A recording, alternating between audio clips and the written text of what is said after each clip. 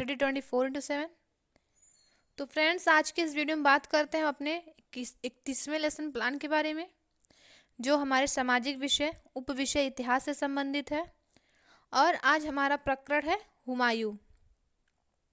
तो फ्रेंड्स, इसके पहले वीडियो में आपको 1 से लेकर 30 तक के सभी लेसन प्लान हमारे यूट्यूब चैनल पर प्रोवाइड करवाए गए हैं। आप वहां से जाकर देख सकते हैं। और यह आज हमारा हिस्ट्री का लास्ट वाला लेसन प्लान होगा। यदि आपको किसी और प्रकरण पे भी लेसन प्लान चाहिए हिस्ट्री का, तो आप हमें कमेंट बॉक्स में ज़रूर बताएं।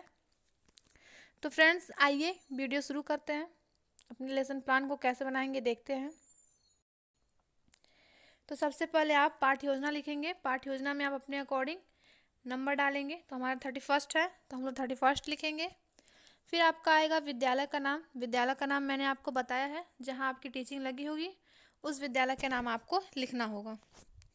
फिर आप 3 कॉलम बनाएंगे, जिसमें दिनांक, कक्षा, विषय, प्रकरण, चक्र और अवधि लिखेंगे। तो विषय हमारा इतिहास है और प्रकरण है हमारा हुमायूं। बाकी सारी चीज़ें आप अपने अकॉर्डिंग लिखेंगे। फिर आता है हमारा सामान्य उद्देश्य। तो फ्रेंड्स, सामान्य उद्देश्य जैसा कि मैंने आपको बताया है कि सामान्य उद्देश्य अगर आपने एक बार लिख लिया तो उसे बार बार लिखने की ज़रूरत नहीं है। आप सभी लेसन प्लान में पूर्ववत लिखेंगे। सामान्य उद्देश्य हमारा विषय से संबंधित होता है, इसलिए सभी पाठ्य योजनाओं में सामान्य उद्देश्य सेम रहता है, यानी एक बार आपने लिख दिया तो फिर आपको लिखने की जरूरत नहीं पड़ेगी। परंतु विशिष्ट उद्देश्य हमारा प्रकरण से रिलेटेड होता है, जो प्रकरण बदलने के कारण विशिष्ट उद्देश्य भी हमारा बदलते रहता है। तो विशिष्ट उद्देश्य में आपको 3 बिंदु मुख्य देखने को मिल जाएंगे, जो आपके महत्वपूर्ण हैं। तो पहला है हमारा ज्ञानात्मक उद्देश्य, दूसरा है बोधात्मक उद्देश्य और तीसरा है क्रियात्मक उद्देश्य।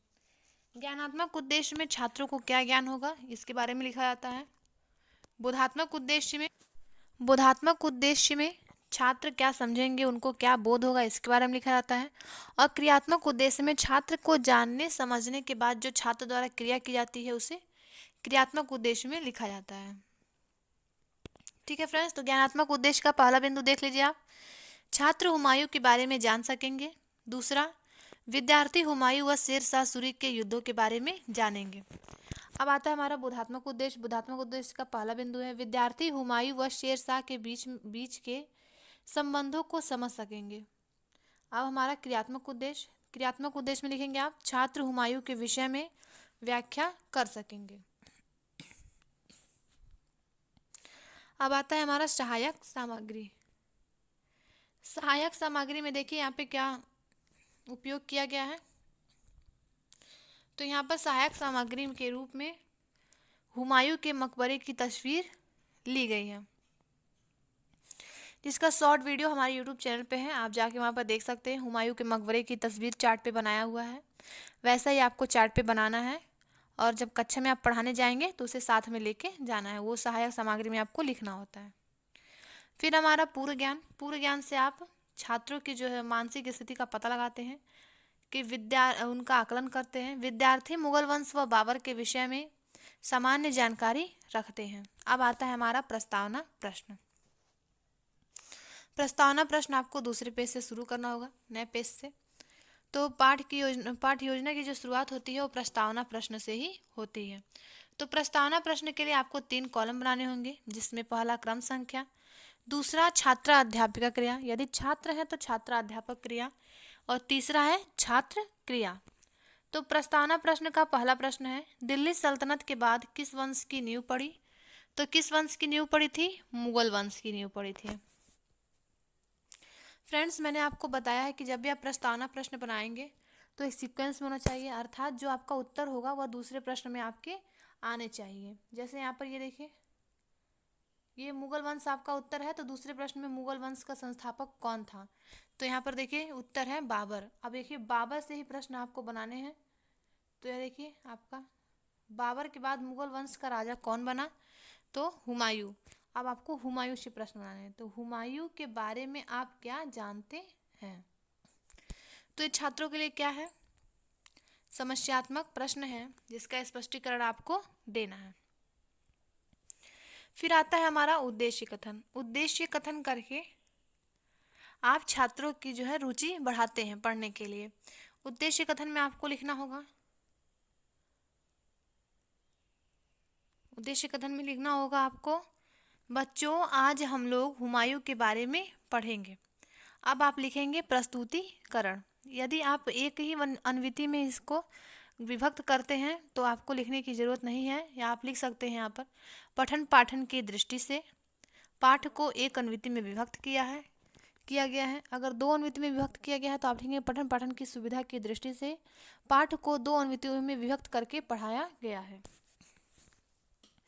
अब आपको प्रस्तुतिकरण के लिए 4 कॉलम बनाने होंगे, जिसमें पहला है शिक्षण बिंदु, दूसरा है छात्र अध्यापिका क्रिया, तीसरा है छात्र क्रिया और चौथा है श्यामपट्ट सारांश। अब देखिए छात्र अध्यापिका क्रिया का पहला प्रश्न आपका होगा, यहाँ आप लिख लेंगे विकासात्मक प्रश्न। तो पहला प्रश्न है हुमायूं किसका पुत्र था? तो छात्रों का उत्तर है बाबर। किसका पुत्र था? बाबर का पुत्र था। शिक्षण बिंदु में आप लिखेंगे हुमायूं 1530 से 1540 ईस्वी। स्पष्टीकरण देंगे आप। स्पष्टीकरण में लिखेंगे बाबर की मृत्यु के पश्चात उसका पुत्र हुमायूं 1530 ईस्वी में मुगल सिंहासन पर बैठा। सिंहासन पर बैठते ही उसे अनेक कठिनाइयों का सामना करना पड़ा, जिसमें सबसे बड़ी कठिनाई उसके शत्रु गुजरात।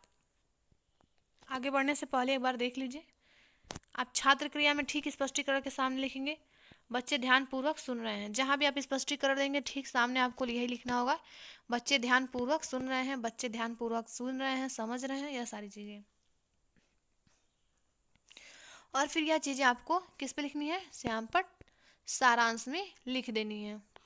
श्यामपट्ट सारांश के लिए आप देखिए, आप बिना ब्लैक बोर्ड लगाए भी कर सकते हैं, और यह ब्लैक बोर्ड लगा देने से देखिए इसकी शोभा जो है बढ़ गई है, तो आप ब्लैक बोर्ड लगाएं, ज़्यादा अच्छा रहेगा। तो हम लोग कहाँ थे? जिसमें सबसे बड़ी कठिनाई उसके शत्रु गुजरात के शासक बहादुर शाह, पूर्वी भारत का शासक शेर शाह। अब ये देखिए श्यामपट्ट कार में आपको इतना लिखना होगा, हुमायूं 1530 ईस्वी में मुगल सिंहासन पर बैठा। अब हम आगे बढ़ते हैं, शेर शाह सूरी। अब ये देखिए आप शिक्षण बिंदु में लिखेंगे हुमायूं व शेर शाह। फिर लिखेंगे आप 1538 ईस्वी में हुमायूं ने शेर शाह से चुनार जीत लिया। इधर शेर शाह बंगाल जीत उस पर अधिकार कर लिया। शेर शाह के बढ़ते प्रभाव से हुमायूं सशंकित था। 1539 ईस्वी में दोनों की सेनाओं में चौसा नामक स्थान पर युद्ध हो गया। युद्ध में हुमायूं परास्त हो गया।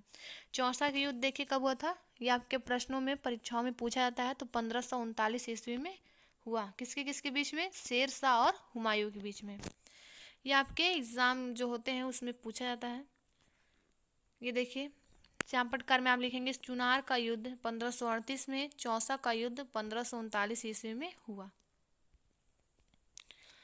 अब देखिए पराजय का बदला लेने के लिए 1540 ईस्वी में फिर कन्नौज नामक स्थान पर दोनों में युद्ध हुआ। इस बार भी हुमायूं पराजित हुआ, वह जान बचाकर फारस भाग गया। शेर शाह सूरी दिल्ली व आगरा अपने अधिकार में ले लिया, वह यहाँ का राजा बन गया।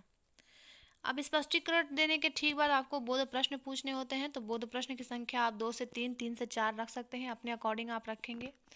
तो यहाँ देखिए बोध प्रश्न में पहला प्रश्न है चौसा का युद्ध कब हुआ? तो 1539 ईस्वी में हुआ। दूसरा हुमायूं वापस भारत कब लौटा? तो यह किसी को नहीं पता, इसलिए क्या है ये? समस्यात्मक प्रश्न है। और ये आपको श्यामपट्ट सारांश में लिखना है ब्लैक बोर्ड लगा के। 1539 ईस्वी में शेर शाह की मृत्यु 1545 ईस्वी में हुई। अब आप लिखेंगे शिक्षण बिंदु में हुमायूं की वापसी। हुमायूं की वापसी कब हो रही है? 1555 में। स्पष्टीकरण देंगे। शेर शाह सूरी की 1545 ईस्वी में मृत्यु के बाद उसका साम्राज्य कमजोर पड़ने लगा, अतः हुमायूं ने दिल्ली पुनः प्राप्त करने हेतु ईरान के शासक शाह तहमास्प की मदद से काबुल, कंधार, पंजाब, आगरा जीतते हुए मच्छीवाड़ा एवं सरहिंद के युद्ध 1555 ईस्वी। आगे बढ़ने से पहले ध्यान दीजिएगा, ये छात्र ध्यानपूर्वक सुन रहे हैं, ये आपको लिखना है किसमें? श्यामपट्ट छात्र क्रिया में आपको यह लिखना पड़ेगा। आगे बढ़ते हैं हम। एवं सरहिंद के युद्ध 1555 ईस्वी में अफगानों को हराकर दिल्ली पर अधिकार कर लिया। उसने दिल्ली में एक मदरसा तथा दीन पनाह नगर का निर्माण कराया। 1556 ईस्वी को शेर मंडल पुस्तकालय की सीढ़ियों से गिरने के कारण उसकी मृत्यु हो गई।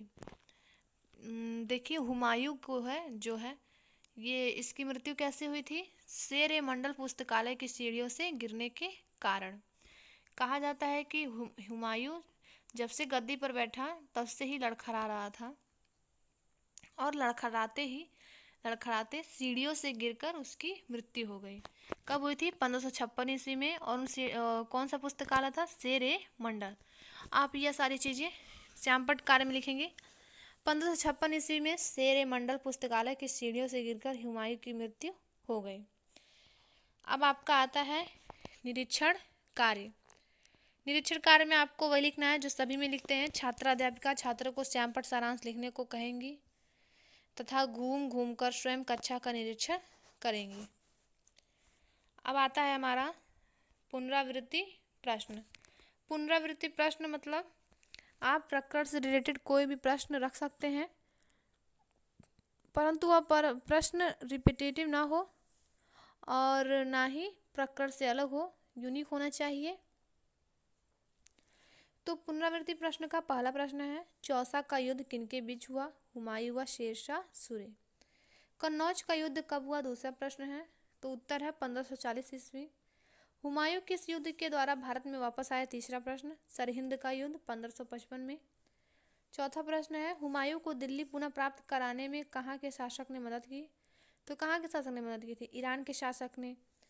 और पांचवा है हमारा, हुमायूं की मृत्यु कैसे हुई? तो कैसे हुई थी? लाइब्रेरी की सीढ़ियों से गिरकर।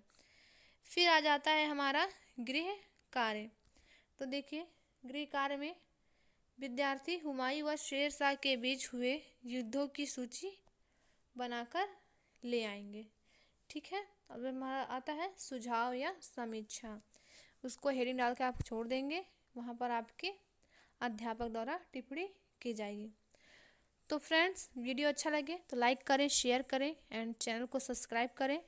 और मैं फिर एक बार कह रही हूँ कि अगर आपको हिस्ट्री में किसी और सब्जेक्ट के किसी और प्रकरण का लेसन प्लान चाहिए तो आप हमें कमेंट बॉक्स में ज़रूर बताएं।